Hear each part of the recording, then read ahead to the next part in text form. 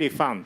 I mean, if you're going on a race track, for example, it's like I knew exactly what they do, but like when you go the, over track, obviously, like it's something for me new, and I definitely enjoy. And I think honestly, like starting 9 o'clock, 9 p.m., finishing like 11 something, I can believe, to be honest, in my racing career, because like race time, the green flag normally 9 a.m., finishing like 1700. I mean, that's the normal hour green flag time in the racetrack, but I mean, here it's been different, and I definitely enjoy. And when I look at all the atmosphere on people, it's like, wow, that's cool. And I always, when I talk to like, spoke to with Jensen, for example, about NASCAR, he say, wow, this field, its guy is like the fighting all the way. So you have to be ready anytime because, when you do Formula One or endurance race, for example, when you are in a good position, you manage the car, you handle, to be, when you are ready, you kind of managing the race control, but it's like here all the way you need to fight because guys fighting really tough. So I think this is always he remind me that I think this is a different race, but still I'm looking forward for this weekend. Especially I think my first race in the NASCAR is I was definitely looking forward for a long time. So, I do my best. It's hard to say what I'm going to be, but I think definitely challenging my day next 2 days. And did you listen to your spotter at all? Like, did you listen on a radio or anything? Or Yeah, did you not? Okay. because I don't have meter. I think we have only DRB monitor, so it's like when you talk to like kind of spotter people, like it's always useful. And honestly, I think I'm used to that when I did like 20-hour Daytona, for example. I think the guys helped me. It's quite clear. So yeah, we'll see how it goes. All right, we're going to come up front, and then we'll go to Claire. Go ahead. Yeah, thank you. I understand through a story that one of your missions is to take NASCAR over to Japan. Well, And is that really feasible to do that? And if so, do you think that's going to be a great response for people in Japan? honestly, I think it's not that's the really goal. But honestly, I think there's a potential. The Japanese people are looking for not more NASCAR because we don't have any broadcasts for last like couple of years, and honestly, we have no information. But NASCAR does really great race, great show. Why we don't have this kind of race on the broadcast at least? So the problem is guys doing really great job, a lot of good driver around, and then if you come into Japan, when you say NASCAR, what is NASCAR? Why? There should be more, the familiar with how NASCAR the behavior because we have a lot of spectator in Japan. Like when you go Japanese motorsports or the Formula One in Japanese Grand Prix, for example, we got such a lot of people coming to attention to this race, but because there's no broadcast stuff, nobody knows about NASCAR. But this time, the Japanese TV company does the broadcast after a couple of years, and already we had feedback and quite positive that the people are really definitely looking forward for these races to watch. So we see how it goes, but I think at least we need to have broadcast to see what a NASCAR is, and I think that's creates better, I think. All right, get a mic to Claire, please. Claire B. Lang, Sirius XM NASCAR Radio. So talk to me about your preparation for qualifying and the difficulty of this track, regardless of what car you're in, and how you look at qualifying and how important it is. I think the fastball here, I've been first time on the Indy road course. So I think in the practice I need to run as much as I can. I think weather is not really great, but however, I think this is our job, and we have to do any situation your best. So honestly, in the qualify, I would say I think we need only one good lap. So just you have to prepare the tire condition to be only one lap. I don't really care second lap because you just need re-end one lap. So that's what we are doing in our life. Honestly, I think more for me concern is just how I learn the track, how I feel the car on this track.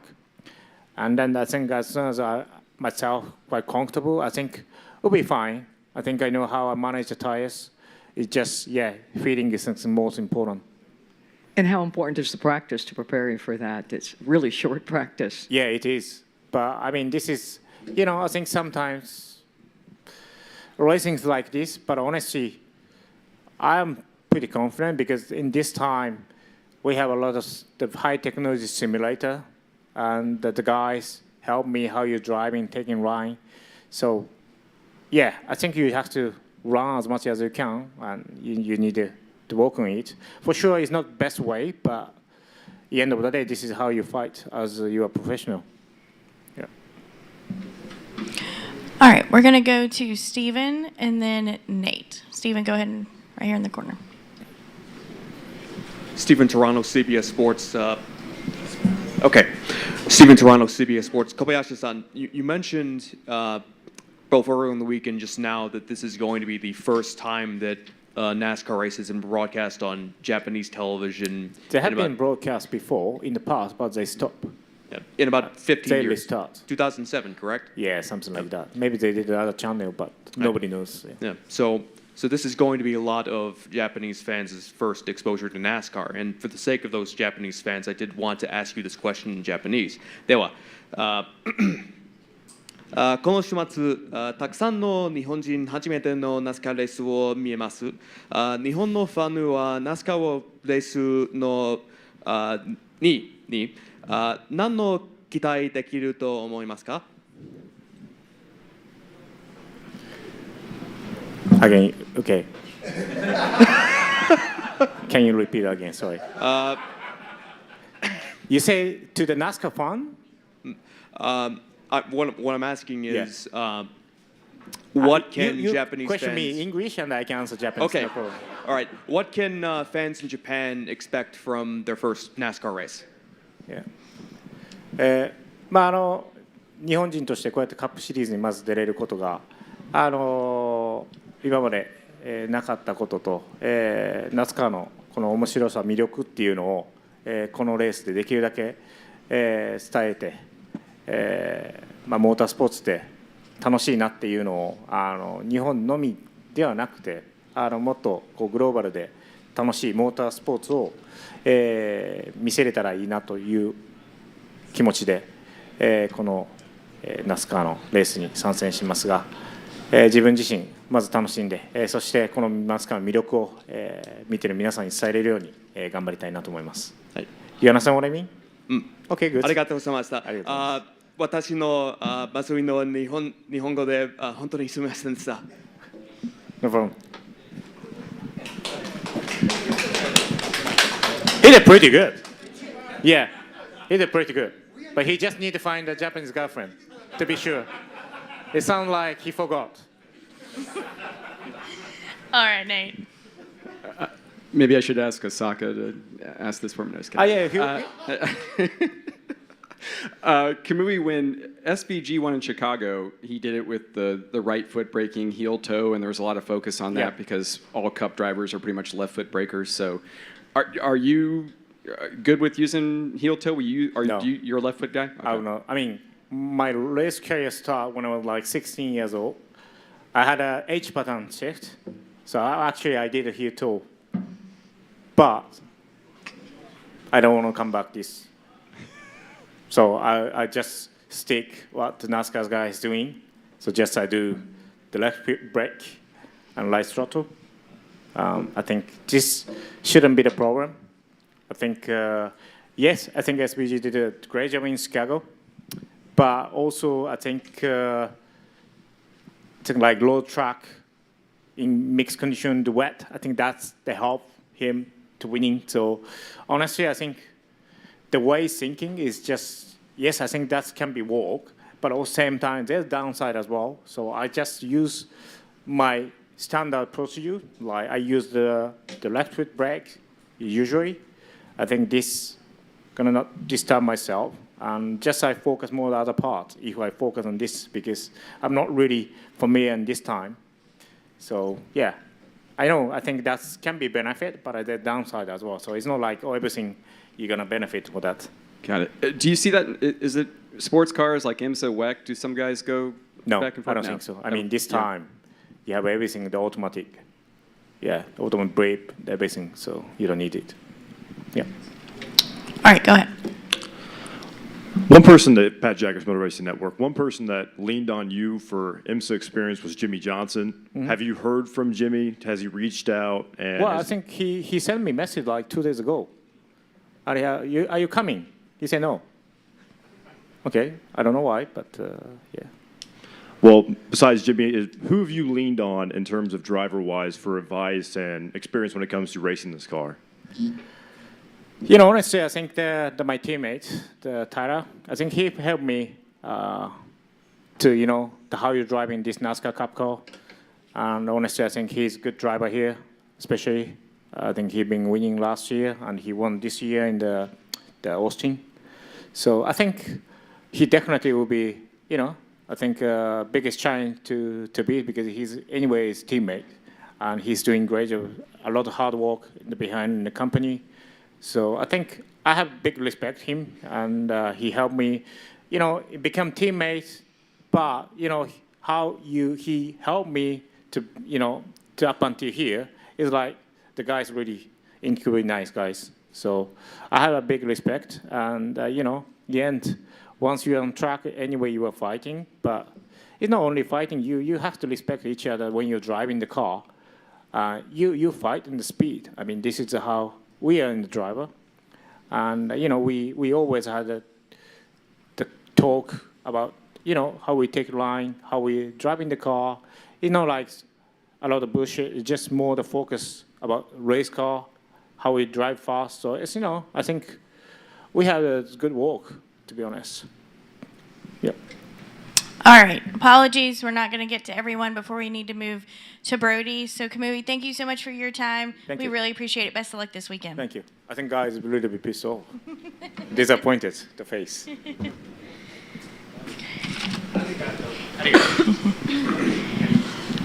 All right. As we work to bring Brody up to the desk, just one friendly reminder. We are very tight on schedule today, so we will be really going every 15 minutes on the dot. So totally understand that if you have multiple questions, I don't mind you asking them, but please do your best to keep them as tight as we can. Thank you.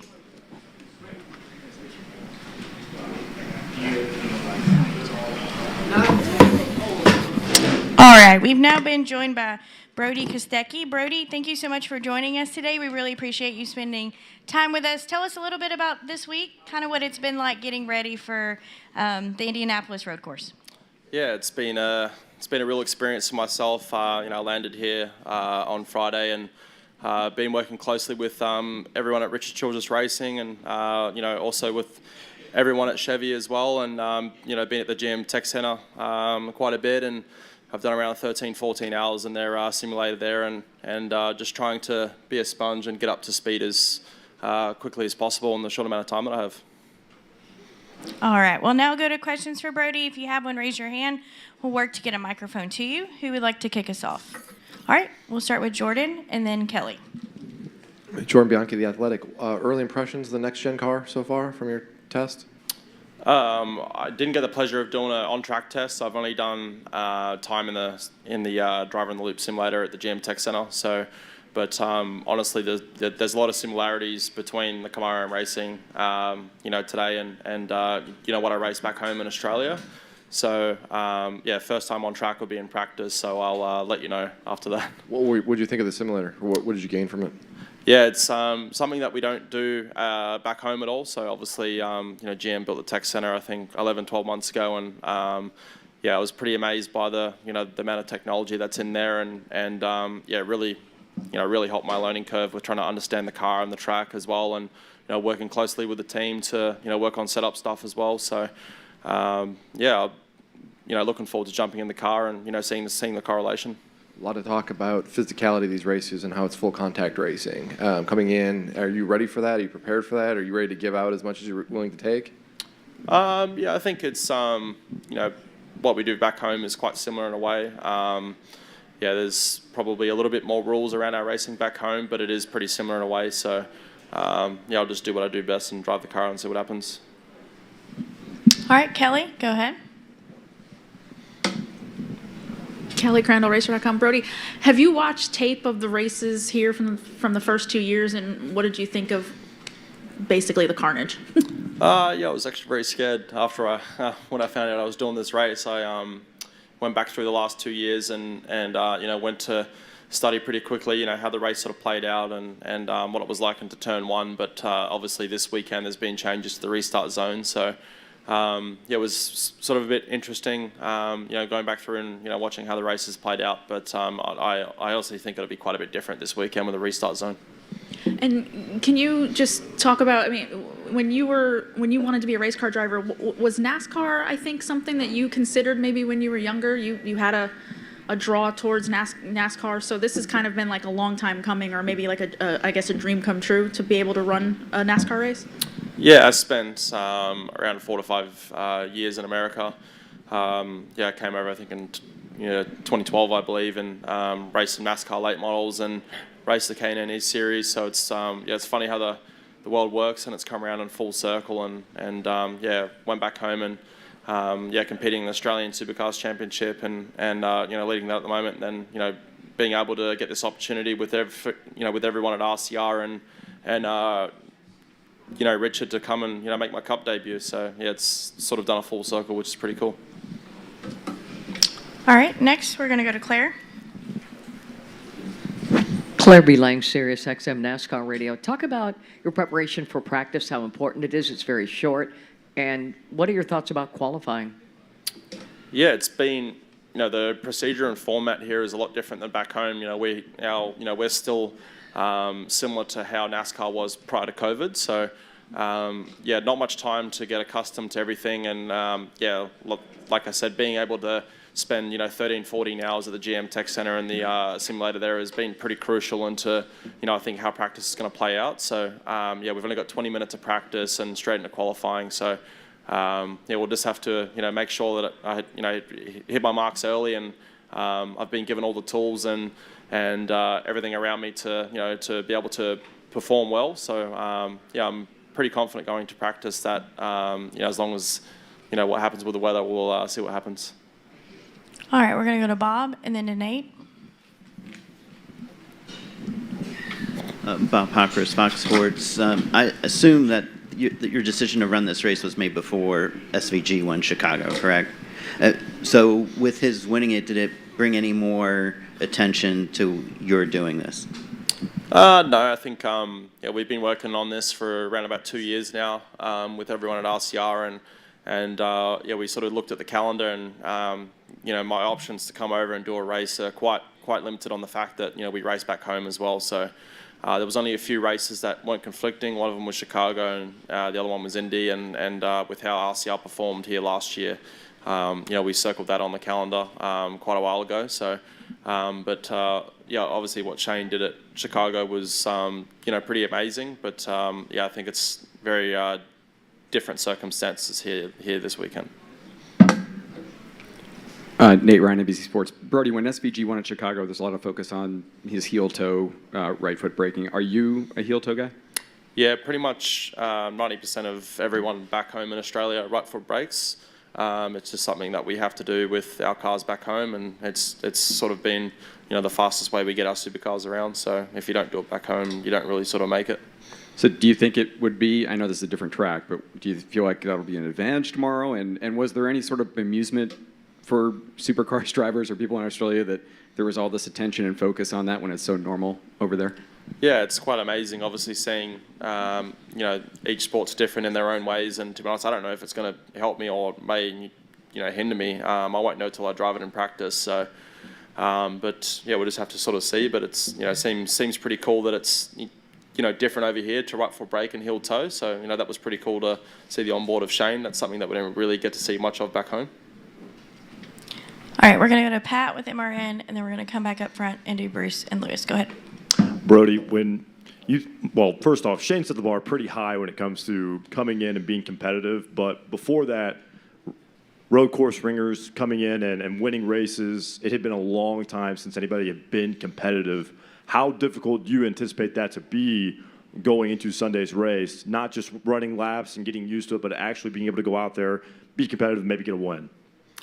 Yeah, I think there's no secret that there's been ringers in before, and have been fast at times, but haven't won races, and then sort of Shane come over and first time in a street circuit, the weather, whatnot, and that's sort of our bread and butter back home is racing on street circuits, and it's something that you can't actually go practice on. So that was pretty cool to see. But honestly, with how many road courses are on the NASCAR schedule now, all the drivers here have put in a lot of effort into their road course program. So it's definitely not going to be easy, and these guys are really good at what they do. It's one step at a time, but when it comes to you talked about this taking 2 years in the making to get this done. Is this something that you want to do more of, or is it just take the weekend day by day and then go from there? Yeah, I sort of don't look too much into the future. I just sort of see how this weekend sort of plays out, and just see what opportunities come up if they do after this weekend. But I sort of don't. I live one day at a time, really. So we'll see what happens. All right, we're going to come back up front to Bruce. Go ahead. Scott, McLaughlin's had a lot of good things to say about you. How much have you spoken with him? And a second question is, when did you first become aware of the Indianapolis Motor Speedway, and what does it really represent to you? Yeah, I've known about Indianapolis Motor Speedway ever since I was quite young. I've always watched the Indy 500. I was able to come over here last year and watch Scotty do his thing in IndyCar, which was really cool. And he's someone that I lent on quite a bit when I made my debut back home for the Supercars Championship. So I haven't asked him too much about the NASCAR side of things coming over and doing this. It sort of seems like two different worlds in a way. All right, Lewis. Brody, earlier today, Kamui said that NASCAR races stopped being broadcast in Japan. So my question is, are they being broadcast in Australia, and does everybody have to make an excuse for being late to work on Monday morning? Funny enough, every Cup race is broadcasted back home on Sunday, which is really cool. And I have seen a lot of posts saying that people aren't going to be making it on Monday with Shane and myself racing, which is obviously really cool having so much support from back home, and was able to do a fan day in the town of Speedway here in Indy, and had a lot of support there as well, which has been really cool. All right, go ahead. So I don't know if you really had a chance to see the fans yet, but Supercars in America has really blown up within the last few years, and obviously with the V8 Supercars endorsement of being on your car, wanting to grow stateside, how much does it mean to have their endorsement, and how has the reception been to you with the fans that already have shown up, even the American fans that are Supercar fans at this point? Yeah, it's been really cool. I did a signing session I think yesterday at Speedway, and it was really cool. I was signing photos of my Chevrolet Camaro from back home, which was something that really surprised me at the time. And but before my time racing supercars back home, that have come race in America at COTA, and was quite popular. So it was sort of really cool to see that the following's starting to grow, and obviously to have the support from everyone back home, and supercars as well is really cool. All right, Brody, thank you so much for spending time with us.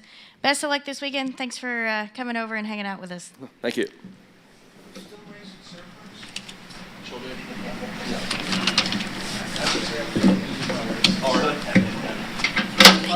Hello. How are you? Good to see you.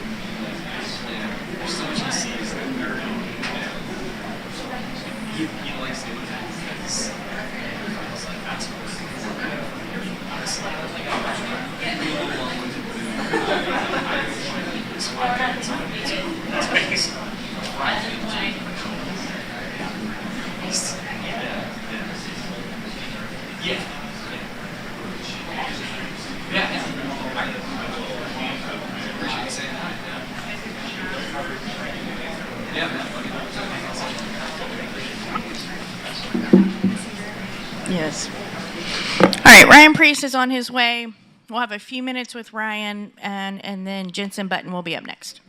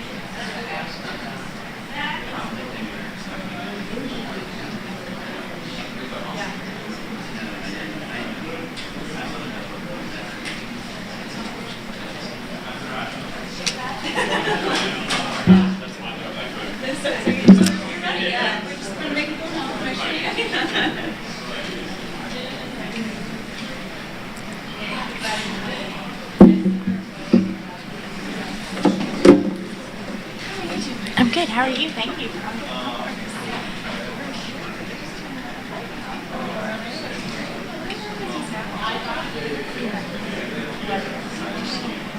Right? I wish we could, right? Yes, someone. Flip the switch, please. Always, right?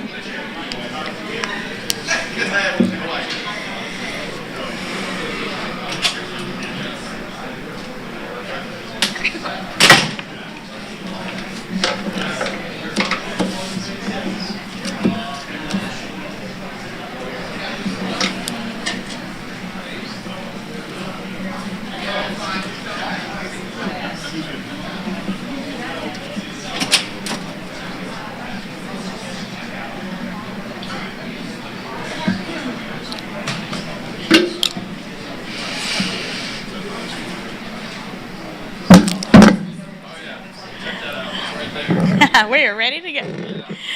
All right, we're going to go ahead and continue with our media availabilities this morning. We've now been joined by Ryan Preece, who's going to get seated here. Ryan, first of all, thank you for joining us. Wanted to highlight you have a special paint scheme this weekend with Purdue University in Indianapolis. So in your opening comments, we'll have you talk a little bit about that as well. But a big week for you. You became a dad earlier this week. So tell us a little bit what this week has been like for Ryan Preece.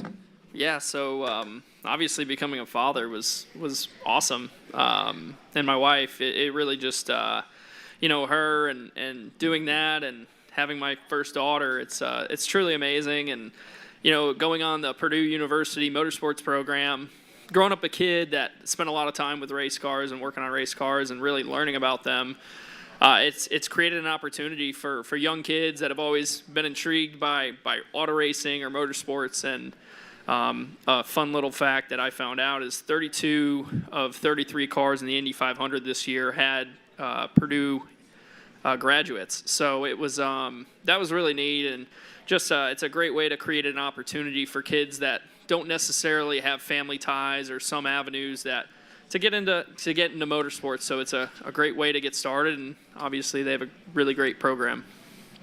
All right, we have a few minutes here with Ryan Preece, so we'll go ahead and open for questions from the media, and we will start with Bob. Go ahead, Bob. Bob Pockris, Fox Sports. Can you take me through early Monday morning? Like, did you get calls saying your wife was in labor, and was there any way to try to get back, or just kind of take me through that morning, please? Thank you. One thing that I really am lucky, my wife is extremely supportive of my racing, and she raced herself. So going into this journey, we hired a doula in case of the worst case scenario where I was not home.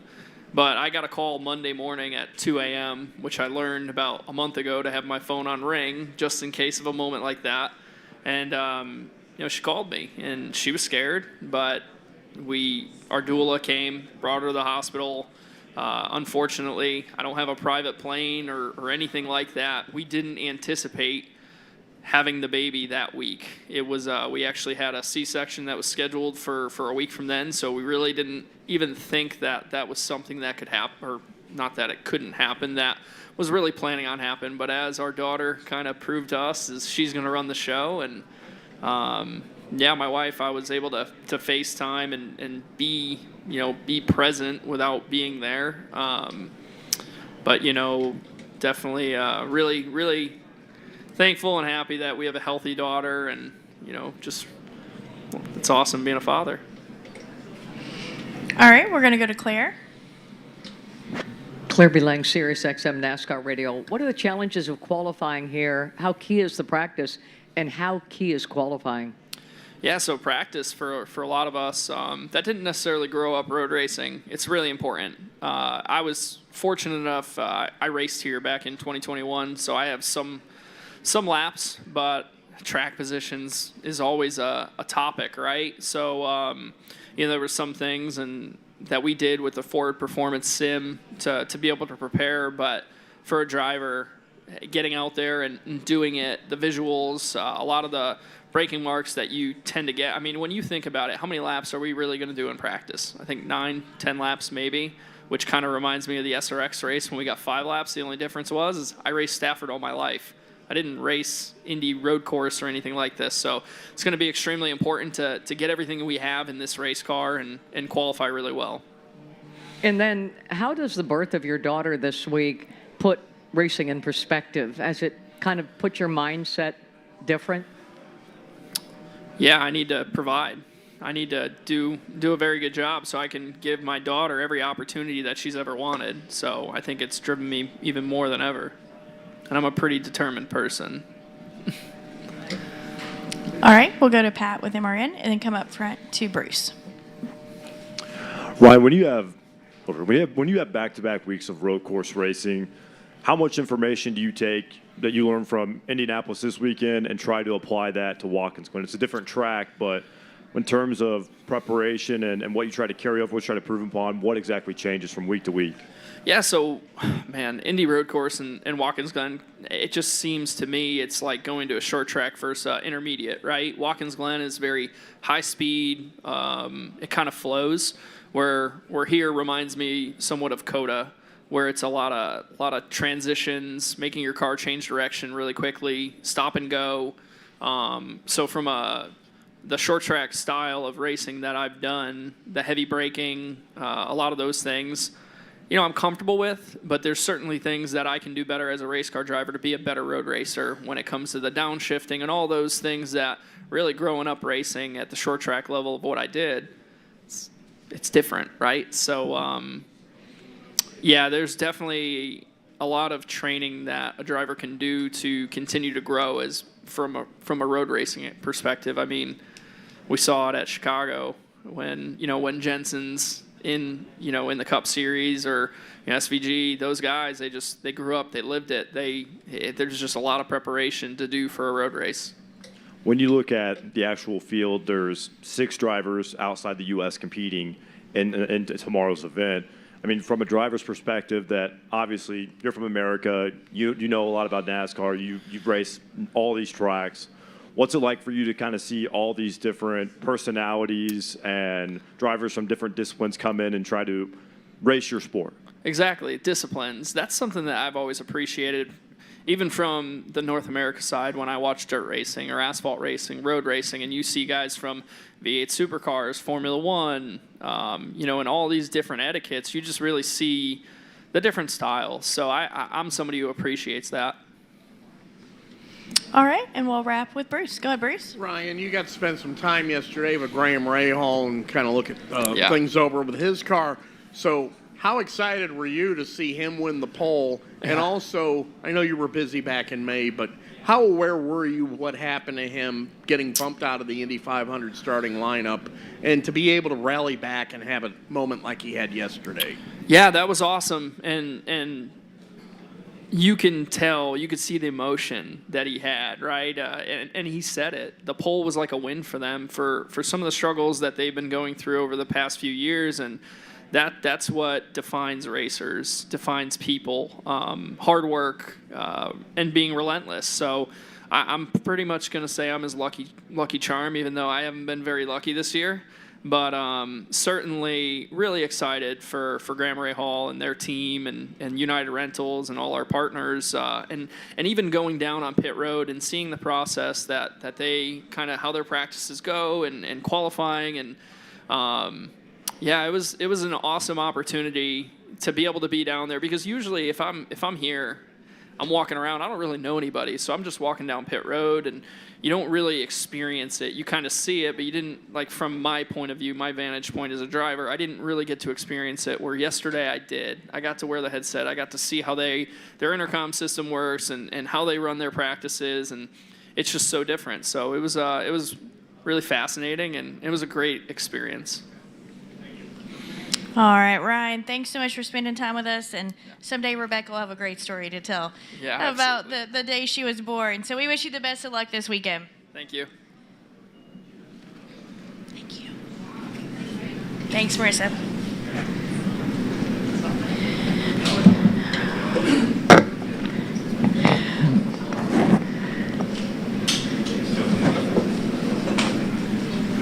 Hello. Thank you.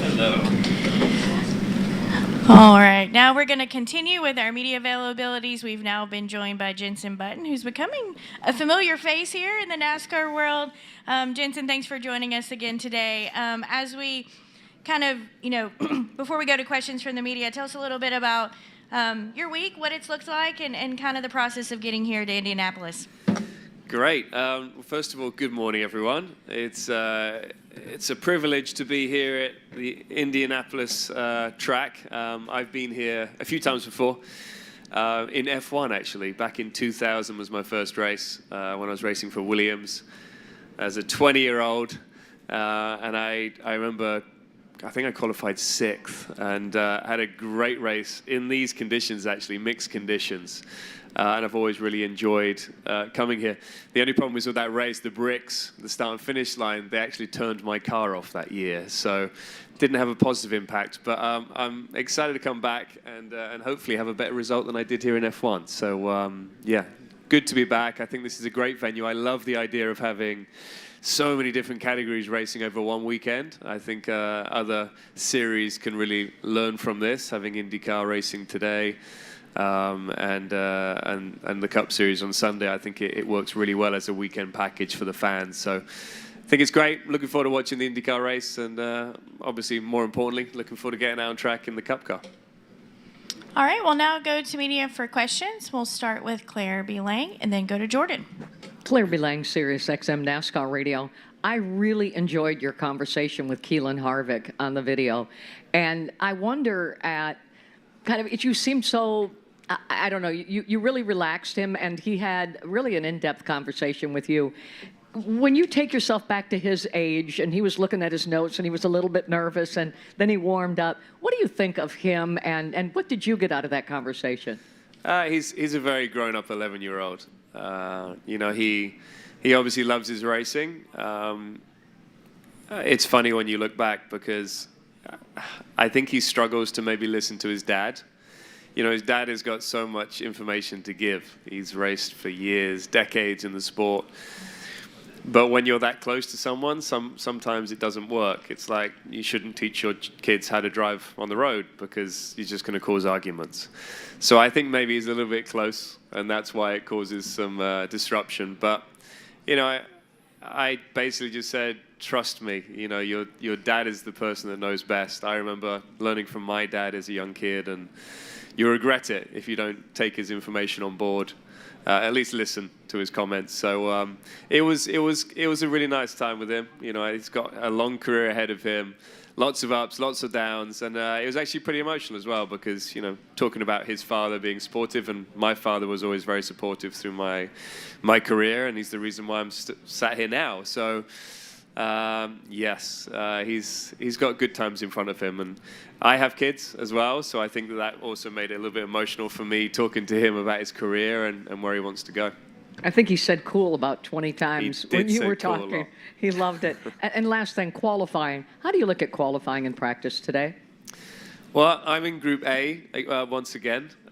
You guys have a very unusual qualifying system where it's the quickest lap time is where you end up on the grid when you have two groups, whereas it should be A on one side of the grid, B on the other side. And I think I said this in Chicago as well, but it makes it very difficult when the circuit's like this, because if the circuit's drying through qualifying and you're in Group A and you do a great job and you qualify 6th, you're basically going to end up 30th on the grid if the circuit's improving. So it just means you've got to get it done in qualifying. You've got to be top 5 so you go into the shootout. These conditions are tricky because they're always changing, which makes it fun for me. I love these kind of conditions. I'm pretty good at adapting in cars that I know, and I think I've got to grips with the Cup car now, so I have no excuses. So I am really looking forward to this. It's nice to see it's a bit brighter out there, and I just can't wait to get out on track. It's been many years since I drove here. The circuit's also very different to when I drove here in F1. So yeah, I need to get some laps in, and we've only got 20 minutes, so it's not a lot. All right, Jordan.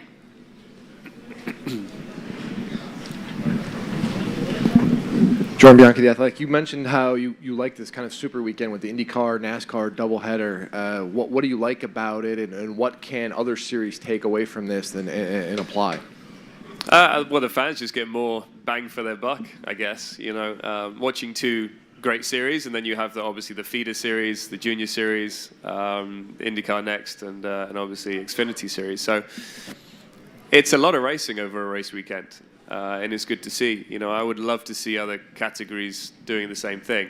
Seeing a NASCAR race on an F1 weekend, for example. I think it just brings in a different fan base, and why not? I think the weekends need to be busier. Race weekends need to be busier for the fans. There's quite a lot of downtime always. So I think it's really cool. It's a great idea.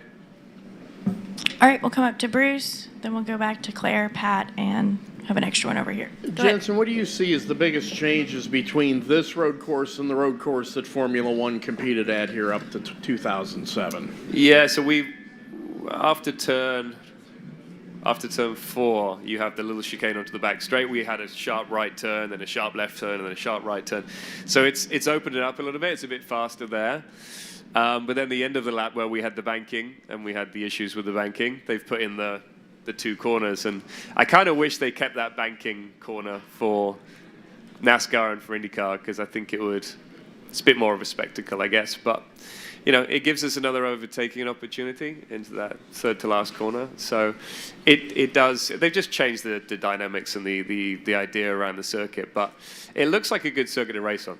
I watched the race last year, the Cup race, and there's quite a bit of overtaking. Turn 1 is obviously very difficult, heavy braking, but there's a couple of places around this track that you can line someone up from 3 corners back and make the move. So I think it's a good racetrack. And when Juan Pablo Montoya came from Formula One to compete in NASCAR, he really liked the aspect of just getting out there and racing and having fun and not getting sucked into politics like can happen so often in F1. Have you experienced just really some of that cool aspect of just getting out there and racing? I still think there's politics in NASCAR. But no, for me, there isn't. For me, it is get out there and go racing. And, I need to say a massive thank you to Mobil 1 for giving them this opportunity to do 3 races in Cup this year. I never expected that. So it's been very enjoyable. I hope this race is better than the last 2. Qualifying went well in Chicago, but a bit of a messy race. So, yes, looking forward to it. And since I left F1, I've done loads of fun things, and this is definitely up there with the best or the most fun I've had in a race car. All right, Lee, go ahead. Thank you. Lee Spencer, Catch Fence. Claire mentioned Kevin Harvick, and when we talked to him at Richmond, he mentioned how Keelan had to learn how to do restarts and come off the grid against the European children who were far ahead. And he said if the kids here were there, they'd get run over. Do you notice a difference in getting launches on, starts and restarts here with your American counterparts?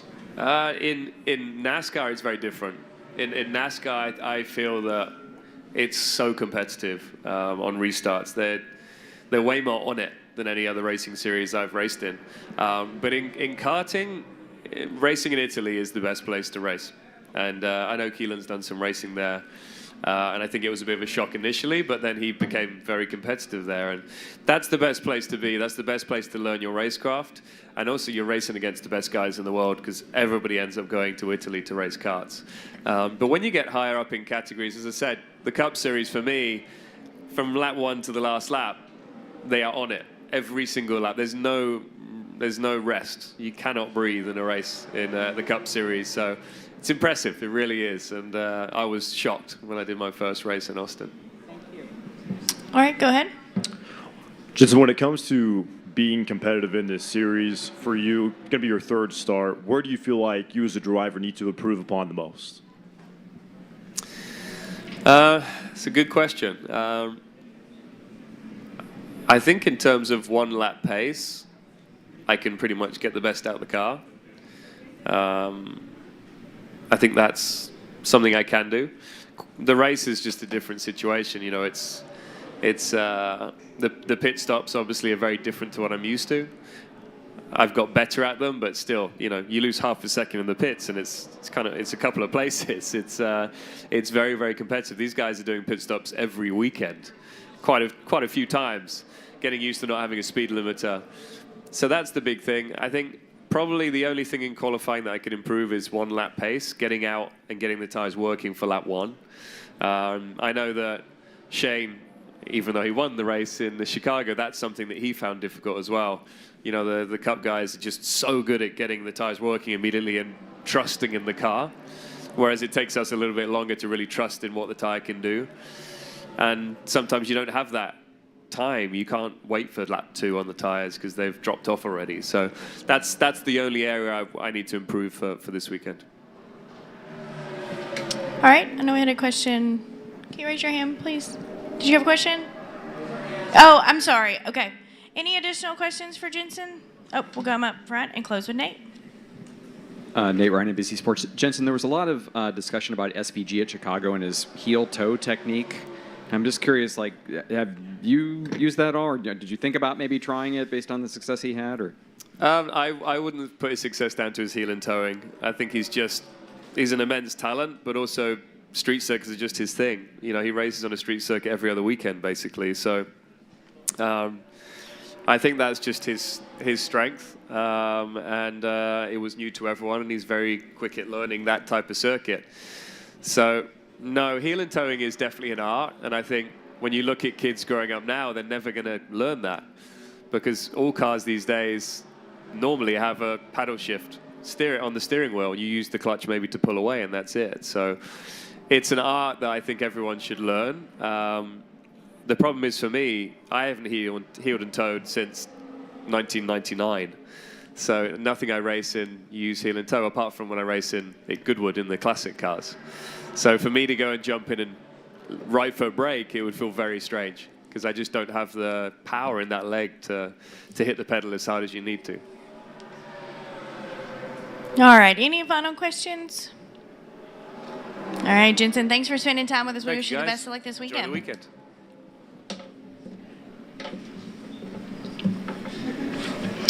All right, at 10 o'clock, we will be joined by Tyler Reddick, followed by Chase Briscoe, Kevin Harvick, and Kyle Busch. Oh, and he's here. I like it. And right on cue, Tyler Reddick has arrived.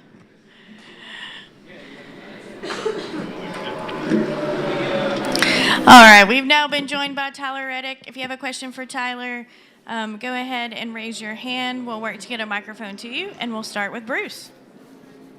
Your thoughts on coming back in here as the defending winner? A lot of times when people win at Indianapolis, they say it's a little bit of a career-changing experience. Have you discovered that?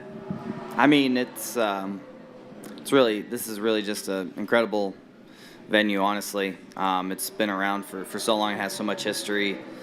It is pretty crazy to roll back up on this place. My son pointed out, "Hey, Dad, you're on the grandstands over here as we roll in." It's all really surreal. Yeah, I remember so much of it. They're memories that will always stay with me. All right, we'll go to Jordan and then Kelly. Jordan Bianchi, The Athletic. You look at this weekend, this is probably the last super weekend with NASCAR, IndyCar here because of the scheduling constraints and everything, and NASCAR going back to the Oval likely next year. Are you sad to see that weekend go? I mean, I hope